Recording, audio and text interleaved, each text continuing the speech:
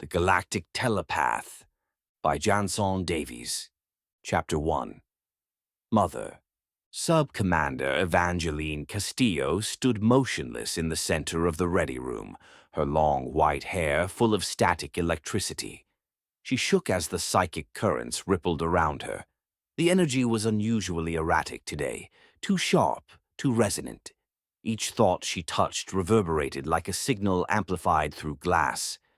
She lifted her hands, palms upward, letting the invisible particles swirl into her consciousness.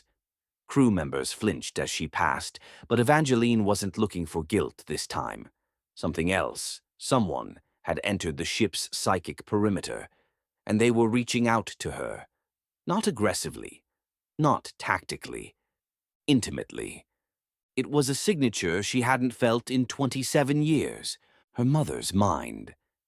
The sensation wrapped around her like cold silk, precise, elegant, and disturbingly familiar. Evangeline staggered, catching herself against the bulkhead. Her breathing, though trained for crisis, became shallow. The Gallant Lady, for all its weaponry and command presence, was completely unprepared. Their galactic telepath was acting abnormal.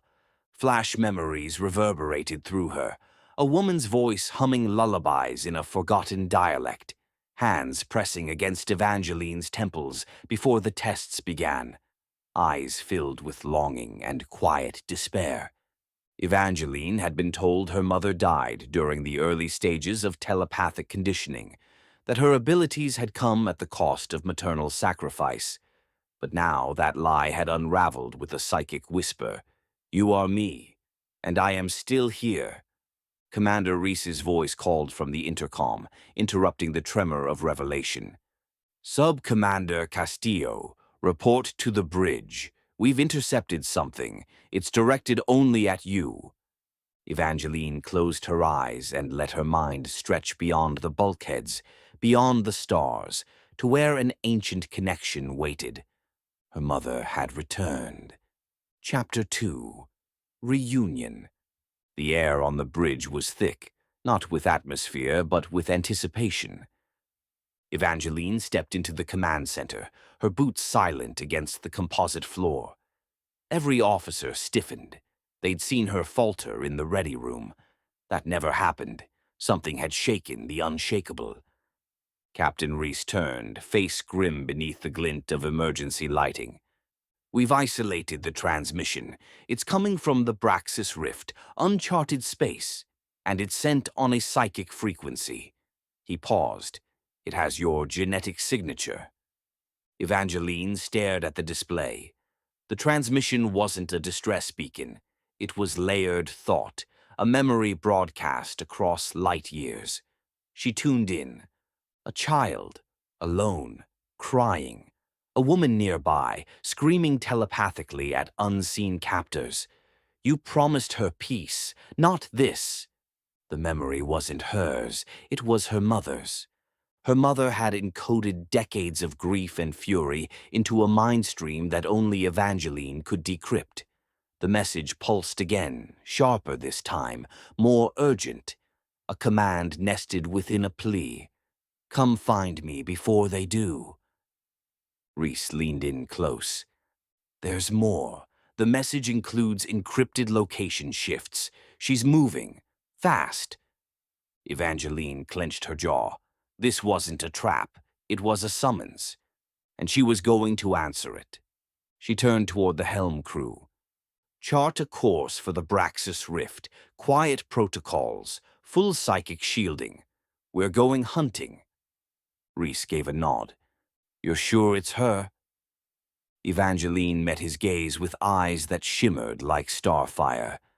"I don't have to be sure. I can feel her." The Gallant Lady tilted her nose toward the black horizon. Engines purred as jump coordinates locked in. As the stars blurred into streaks, Evangeline felt something uncoil inside her, a link reforging itself across time. Her mother was alive. She was calling her home. But what had she become? Chapter 3. The Rift Reacts. The Gallant Lady drifted into the Braxus Rift like a blade sliding into flesh. The stars here flickered unnaturally, light refracted by unstable quantum winds and ancient gravitational scars. It was a graveyard of old wars and forgotten technology, and something inside it was watching. Evangeline sat alone in the psychic isolation chamber, a sphere of arcane alloy designed to mute external mental noise. Even here, the voice slipped through. "You always absorbed too much, even in the womb." She jolted. It wasn't a memory replay, it was real time. Her mother, her actual mother, was no longer transmitting across distance. She was inside the rift, somewhere close, somewhere alive. Crew reports filtered in. A navigator frozen mid-course, mumbling phrases in dialects no one had spoken in centuries. A systems technician dissecting control panels, claiming the wires whispered regrets. Security tapes glitching, showing Evangeline standing in corridors she'd never entered. The rift was bleeding psychic residue, and her mother was its source. Reese confronted her in private. "The crew's unraveling. This isn't just telepathy, it's possession." "She's pulling strings. She wants me unstable," Evangeline replied, eyes shadowed with resolve. "Then maybe it's time to cut the strings." But Evangeline wasn't here to sever connections. She entered the isolation chamber, an experimental tech designed to parse deep ancestral thoughts, and locked herself inside. One image erupted. Her mother, hair swirling like solar winds, standing over a crib, holding a star-shaped talisman, whispering a vow to protect her child's mind no matter the cost. Another emerged, the lab, the betrayal, fleet officers declaring her mother unstable, ordering Evangeline's extraction as a child, her psychic threads severed forcibly from her mother's. The final image burned, her mother entering the rift willingly, chased by weapons but shielded by thought, her last words echoing across the sector. "When she's ready, I'll come for her." And now, she had. Evangeline opened her eyes. Tears slid silently down her cheeks. "Prepare the drop shuttle. I'm going in. Alone." Chapter 4. The Mother's Lair. The drop shuttle coasted into the abyss, guided only by Evangeline's mind. Navigation instruments spun uselessly, failing to understand the twisted spatial physics of the Braxus Rift. No star maps existed for this place, just instinct, emotion, and a pull she couldn't resist. She sat in a trance, wrapped in the neural mesh, eyes closed, body suspended in gel to suppress involuntary spasms. Psychic turbulence roared around her like a storm in reverse, memories crashing inward, folding time, pulling thoughts from every stage of her life like threads. Then, clarity. A structure, not made of metal or stone, but of concentrated memory. It resembled an ancient temple, hovering in the vacuum, pulsing with psychic resonance. Glyphs floated around it, encoded fragments of emotion, rage, love, sacrifice. Evangeline stepped out of the shuttle onto a platform of hardened thought. Her boots found grip where logic said there was none. And then she saw her mother, floating above the temple's central dais, clad in ethereal armor spun from consciousness itself. Her face had aged, but her eyes burned with starfire, the same eyes Evangeline saw in mirrors. "You found me," her mother whispered, voice trembling with pride and grief. "You called me," Evangeline replied. "Why?" Her mother descended, her presence massive, almost unbearable. "Because they're coming, the ones who made me, the ones who bred you. They never stopped. They merely hid." Images flashed into Evangeline's mind, secret labs, erased children, a network of telepaths bred not for protection, but for control. "They'll reclaim you unless we break their system now," her mother said. Evangeline hesitated. "All my life I've been their weapon. But what are you?" Her mother smiled softly, then erupted into psychic flame. For a moment, she became everyone Evangeline had ever loved, feared, or envied. A pure fusion of identity. I'm the future they buried, and you are the blade they sharpened. But I've reforged you. Suddenly, the temple trembled. Psychic pulses shot through the rift. Fleet warships had entered, broadcasting suppression signals designed to obliterate high-level telepaths. Her mother grasped Evangeline's hand. If we connect fully, there is no going back. You'll become what I am. What is that? Evangeline asked. Uncontainable. Chapter 5. Synaptic Storm. As the Gallant Lady hovered at the outer cusp of her mother's psychic fortress, alarms flared across every deck. Fleet warships surrounded the rift, their hulls bristling with cerebral disruptors, weaponry engineered to fragment telepathic minds. Their targets were simple: Evangeline and her mother. In the isolation chamber, Reese stared at the main monitor as Shadow-class dreadnoughts locked weapons. She's stalling, he muttered. Either she's merged with her mother or she's lost control. Suddenly, the temple vanished. What replaced it was a wave, a synaptic surge so vast it bent light. Her mother's consciousness, now fused with Evangeline's, expanded beyond corporeal limits. They had not chosen one path over another. They had chosen both. Duality was no longer a program, it was a declaration. The rift imploded with psychic energy. Inside her mind, Evangeline stood in a liminal space, half memory, half cosmos. Her mother's voice echoed, "They designed me to be silent, you to be obedient. Let us rewrite their blueprint."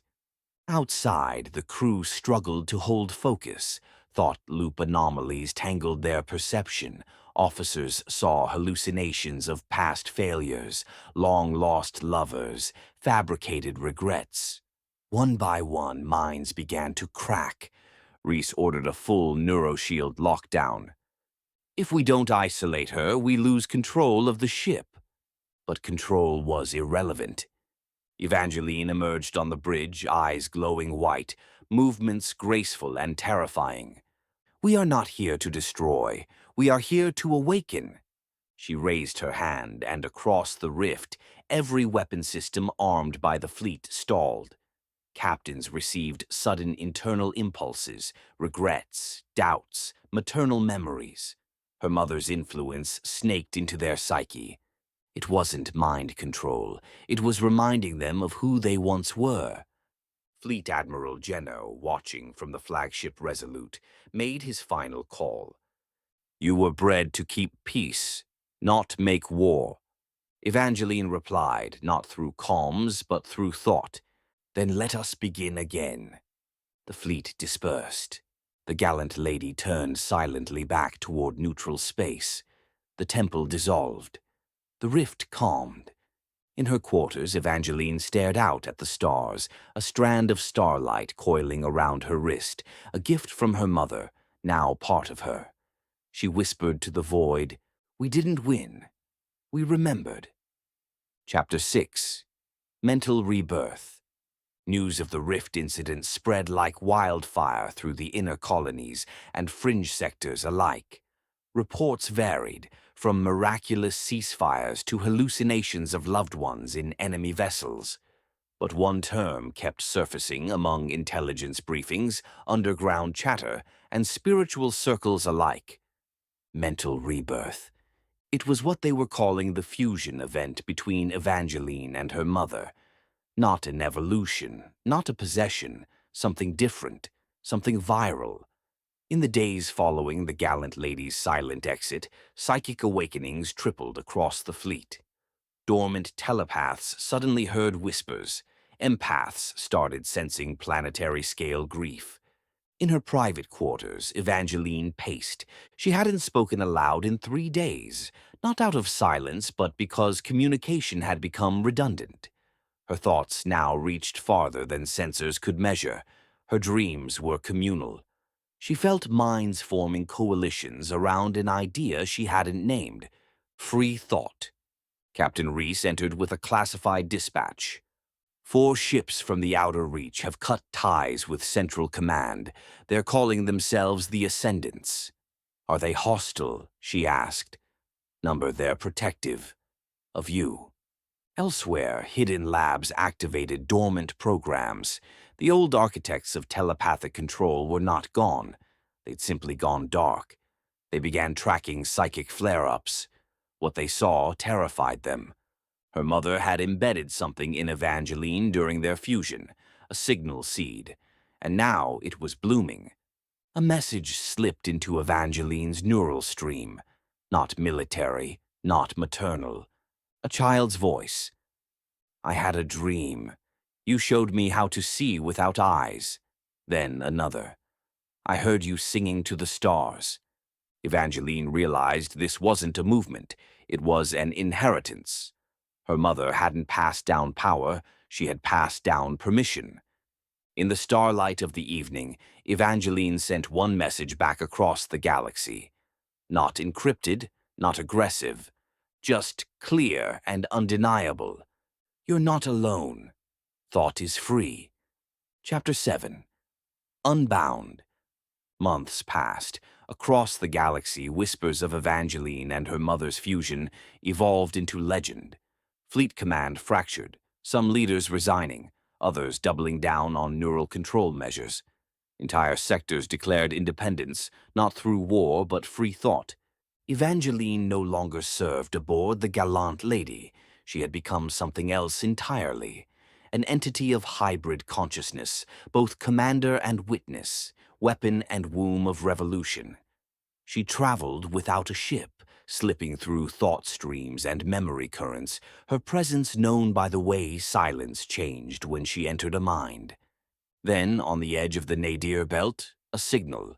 Faint, curious, childlike. I see colors when I close my eyes. Are you out there? She responded not with words, but a single burst of empathic light, gentle, guiding, unmistakably maternal. Across the stars, young telepaths awoke, not afraid, not weaponized, just aware. And so the story of Evangeline Castillo, the most powerful telepath ever forged, did not end with war or death. It continued in the quiet places, in dreams, in choices, in the infinite dance of minds daring to be free. Thought is free, she'd said once. Now, it truly was. The end.